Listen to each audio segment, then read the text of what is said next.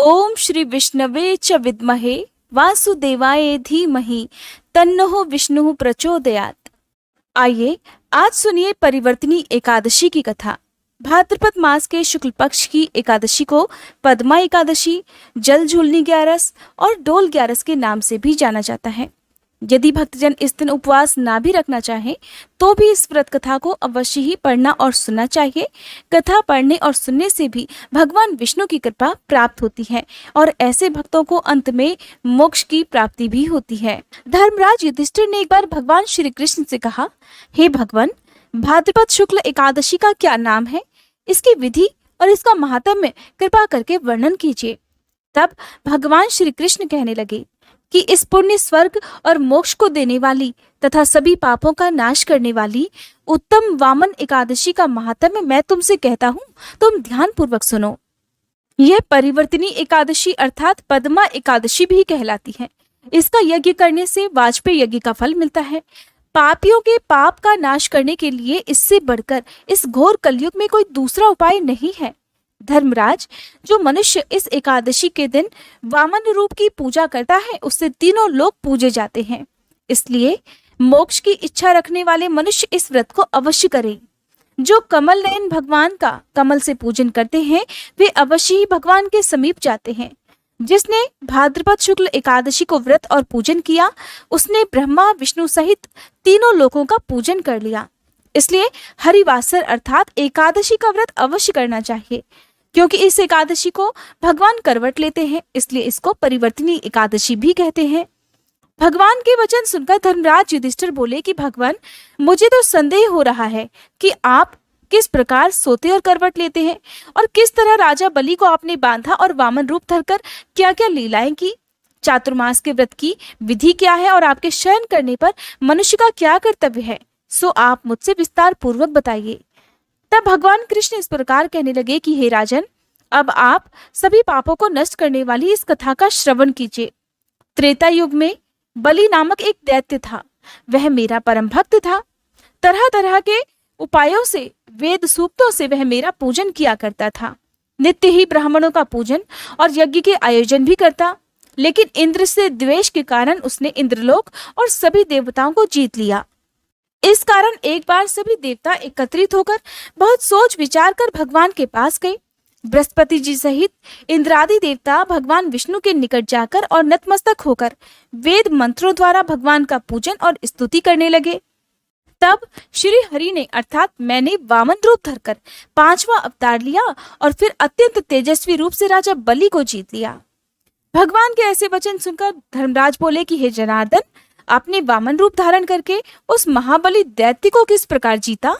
तब श्री कृष्ण कहने लगे, मैंने वामन रूप धारी अर्थात ब्रह्मचारी रूप धरकर बलि से 3 पग भूमि की याचना करते हुए कहा कि ये मुझको 3 लोकों के समान है और हे राजन, ये तुम्हें अवश्य ही देना होगा। राजा बलि ने इसे तुच्छ याचना समझकर 3 पग भूमि का संकल्प मुझे दे दिया। क्योंकि मेरा रूप बहुत छोटा था, इस कारण उसने सोचा कि मैं अपने 3 पग में भला कितनी भूमि नाप पाऊंगा। और तब मैंने अपने त्रिविक्रम रूप को बढ़ाकर यहाँ तक कि भूलोक में पग, भूर्वलोक में जंघा, स्वर्गलोक में कमर, महलोक में पेट, जनलोक में हृदय, यमलोक में कंठ की स्थापना कर सत्यलोक में मुख, उसके ऊपर मस्तक स्थापित कर लिया। सूर्य, चंद्रमा आदि सभी ग्रह, गण, योग, नक्षत्र, इंद्रादि देवता और शेष आदि सब नाग गणों ने विविध प्रकार से वेद सूक्तों से प्रार्थना की। तब मैंने राजा बलि का हाथ पकड़कर कहा था कि हे राजन, एक पग से पृथ्वी, दूसरे से तो स्वर्गलोक पूर्ण हो गए, अब मैं भला अपना तीसरा पग कहाँ रखूं? तब बलि ने इस माया को देखकर अपना सिर झुका लिया और तब मैंने अपना पैर उसके मस्तक पर रख दिया, जिससे मेरा वह भक्त पाताल लोक को चला गया। फिर उसकी विनती और नम्रता को देखकर मैंने उससे कहा कि हे बलि, मैं सदैव तुम्हारे निकट ही रहूंगा। विरोचित पुत्र बलि से कहने पर भाद्रपद शुक्ल एकादशी के दिन बलि के आश्रम पर मेरी मूर्ति की स्थापना हुई। इसी प्रकार दूसरी क्षीर सागर में शेष नाग के पृष्ठ पर हुई। हे राजन, इस एकादशी को भगवान शयन करते हुए करवट लेते हैं, इसलिए तीनों लोकों के स्वामी भगवान विष्णु का उस दिन पूजन अवश्य करना चाहिए। इस दिन तांबा, चांदी और दही का दान करना उचित है। रात्रि को जागरण भी अवश्य करना चाहिए। जो विधि पूर्वक इस एकादशी का व्रत रखते हैं वे सभी पापों से मुक्त होकर स्वर्ग में जाकर चंद्रमा के समान प्रकाशित होते हैं और यश पाते हैं। जो भक्तजन इस पाप नाशक कथा को एकादशी के दिन पढ़ते या सुनते हैं उन्हें 1000 अश्वमेध यज्ञ का फल प्राप्त होता है। एकादशी व्रत रखने के लिए एकादशी के दिन सुबह जल्दी उठकर स्नान आदि से निवृत्त हो जाएं, घर के मंदिर में दीप जलाएं, भगवान विष्णु का गंगा जल से अभिषेक करें, भगवान विष्णु को पीले फूल और तुलसी दल अर्पित करें। अगर संभव हो तो इस दिन उपवास भी रखें, भगवान की आरती करें, व्रत की कथा पढ़ें पढ़ाएं, भगवान को भोग लगाएं और ध्यान रखें कि इस दिन भगवान को सिर्फ सात्विक चीजों का ही भोग लगाया जाता है। भोग में तुलसी दल जरूर शामिल करें, क्योंकि ऐसी मान्यता है कि बिना तुलसी दल के भगवान अपना भोग स्वीकार नहीं करते हैं। साथ ही इस दिन भगवान विष्णु के साथ साथ माँ लक्ष्मी जी का पूजन भी अवश्य करें और इस दिन सारा दिन समर्पित मन से भगवान का ध्यान करना चाहिए। एकादशी का व्रत रखने से जीवन में आने वाली सारी बाधाएं दूर हो जाती हैं। एकादशी का व्रत एकादशी के एक दिन पहले सूर्यास्त से शुरू होकर एकादशी के अगले दिन सूर्योदय के बाद तक रखा जाता है। पारण के शुभ मुहूर्त में ही व्रत का पारण करने पर व्रत का फल मिलता है। कहा जाता है कि इस दिन भगवान विष्णु के वामन अवतार की पूजा की जाती है। इस दिन राजा बलि से भगवान विष्णु ने वामन रूप में उसका सब कुछ दान में मांग लिया था। उसकी भक्ति से प्रसन्न होकर अपनी प्रतिमा भगवान विष्णु ने उसे सौंप दी थी। इस वजह से इसे वामन ग्यारस भी कहते हैं और इस व्रत के प्रभाव से 1000 वाजपेयी यज्ञ के फल की प्राप्ति होती है। भगवान विष्णु की पूजा के लिए आपको आवश्यक पूजन सामग्री जो चाहिए वो है भगवान विष्णु की तस्वीर या मूर्ति, तुलसी दल, पंचामृत, नारियल, चंदन, सुपारी, भोग, पीले पुष्प, मौसमी फल, लौंग, धूप, दीप और घी।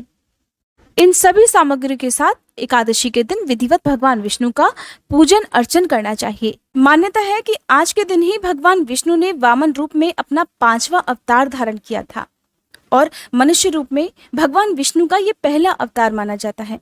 इस दिन भगवान विष्णु की कृपा पाने के लिए विशेष रूप से व्रत भी रखा जाता है और इस दिन को वामन जयंती के रूप में भी मनाया जाता है। आइए सुनते हैं वामन द्वादशी की कथा। उससे पहले आप सभी को वामन जयंती की हार्दिक शुभकामनाएं।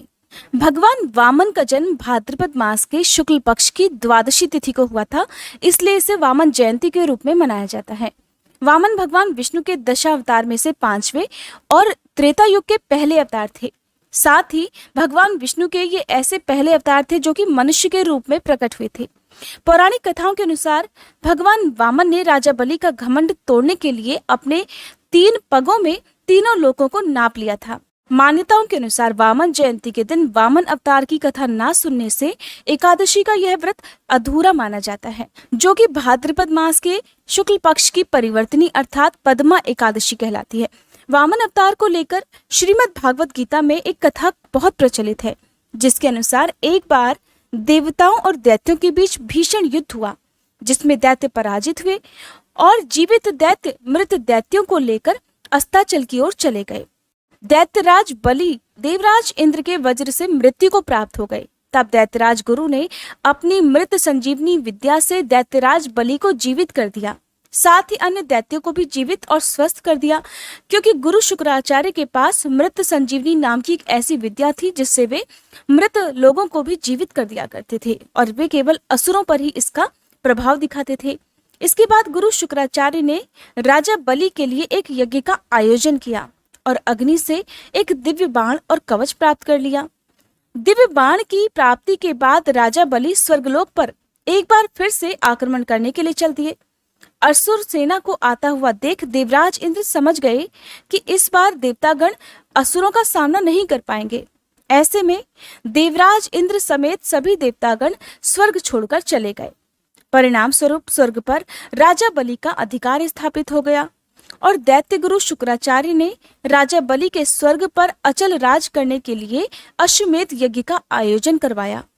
देवराज इंद्र को राजा बलि की इच्छा के बारे में पहले से ही पता था और उन्हें ये भी पता था कि अगर राजा बलि का यह यज्ञ पूरा हो गया तो दैत्यों को स्वर्ग से कोई नहीं निकाल सकता। ऐसे में सभी देवी देवता बहुत चिंतित हो गए और श्री हरि भगवान विष्णु की शरण में जा पहुंचे। देवराज इंद्र ने अपनी पीड़ा बताते हुए श्री हरि से सहायता के लिए प्रार्थना की।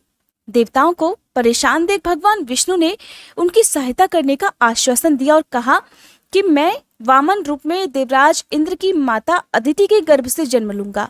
जिसके बाद भाद्रपद मास के शुक्ल पक्ष की द्वादशी तिथि को श्री हरि भगवान ने माता अदिति के गर्भ से धरती पर 5वां अवतार धारण किया। उनके ब्रह्मचारी रूप को देखकर सभी ऋषि मुनि और देवी देवतागण प्रसन्न हो गए और सभी ऋषि मुनियों ने उन्हें अपना आशीर्वाद दिया और वामन एक बौने ब्राह्मण का वेश धारण कर राजा बलि के पास जा पहुंचे। उनके तेज से यज्ञशाला प्रकाशित हो उठी।